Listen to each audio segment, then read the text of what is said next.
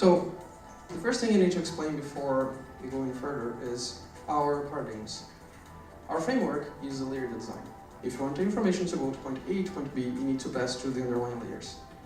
And with that in mind, that will be easier. And my presentation will rely on the fact that I'm going to show to you how a data go from the mobile to the script layer. So everything starts here in the mobile. The player plays the game and create a plan. We need to create an object with all the information that the player created here. So the first thing is who is casting, what he is casting, and what direction he's casting. Then we pack all that information together and send to the next layer. The next layer is the network proxy. It timestamps, because the first one to move, and the first one to act is the first one to move, transform that into a JSON object, and then send it to the master client. The master client receives that object and waits for all the players to create a plan. When all of them are done, they create a list of it, and then sends the next one. The next one is the turn engine. It's pretty much the first gates for the game. When this guy runs, the game receives colors and music and a lot of stuff, and then send that list to the next layer. The next layer is the timeline. This one sorts all the plans based on the timestamp to make the first player to be the first one to move, and then it creates a token from the first movement. The token contains information of who is doing what he's doing, and where he's using the skill. And then they send this to the next layer. This token goes to the master component. But before going there, we need to know what he's going to activate. So we know we need to have Finch, that is the character from Torment. And from all the Finch skills, we're going to use the Void. And Void, before going forward, I'm going to show to you what Void does so you can understand what we're talking about. So this is the Void skill. You can see there's a bunch of stuff happening in the skill in the screen while the skill goes. So the screen is shaking, there's sound, there's a bunch of sparkles, and if you see, actually the skill is nothing less, nothing more than a list of actions. But there's two things missing here. The first thing is, I never talk what's the area of the skill. So I need like a kind of like a global object for all those skills, so they can know where they're going to head. And secondly, I need someone to tie all those things together, which is the master component. The pass layer pretty much takes this token and sends it to the master component. The master component calculates what he needs to calculate together with his global objects, and then he sends that to all the triggers, to all the components. And they all do whatever they need to do. So this is the final layer. It's kind of a bit weird for me to put code here, but it's just to illustrate that's not so complex. The scripts work like this. All of them, they're token-driven behaviors.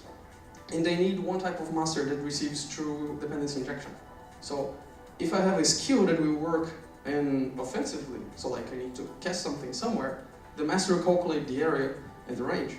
If I have a passive skill that does not necessarily need that, I need a base master. And if I want something to trigger in the floor, I need a title master. The second thing that I need is what this script is about. It's about to display stuff, or it's about to change the rules of the game.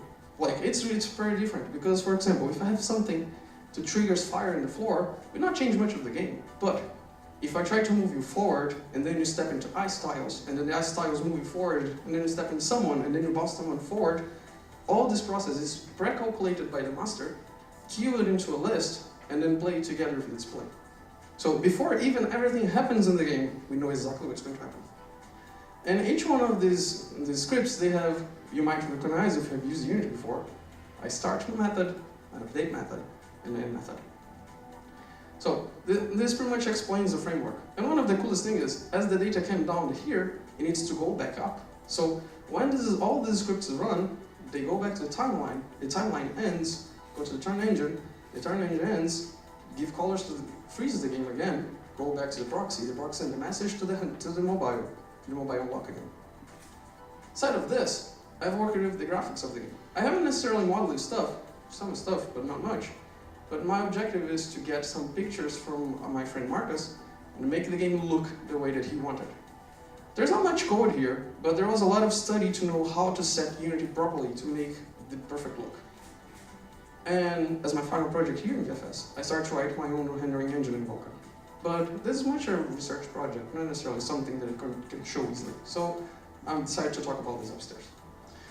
So that's my presentation. I hope you guys like. There's any questions?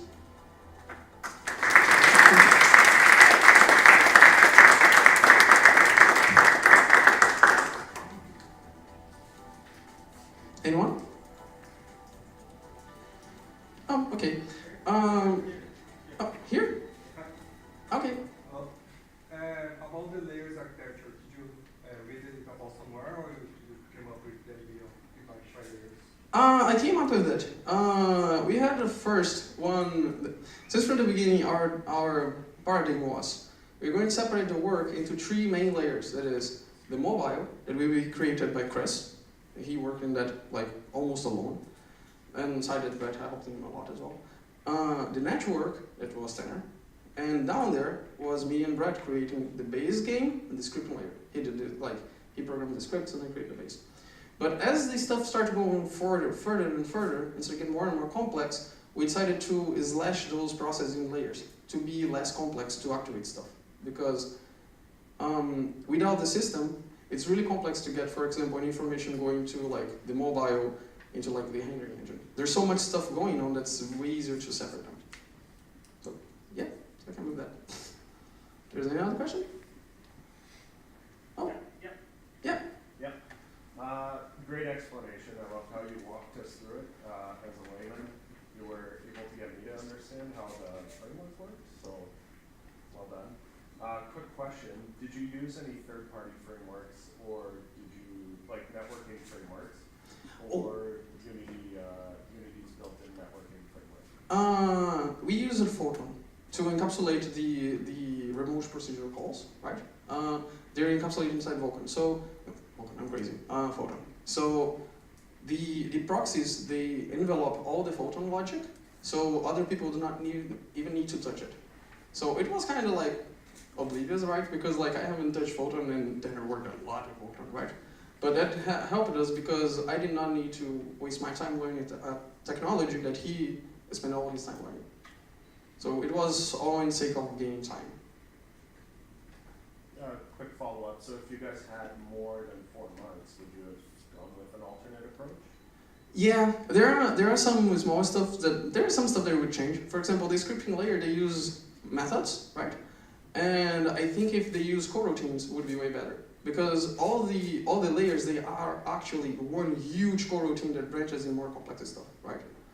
And if I change them to coroutine, it would be way easier to get there every time. So I guess I'm running out of time. If you guys want to talk more about it, there is some stuff that I have not explained like much because of sake of simplicity. But if you guys want to know more about all the Vulkan thing, it's really cool. Just talk to me upstairs.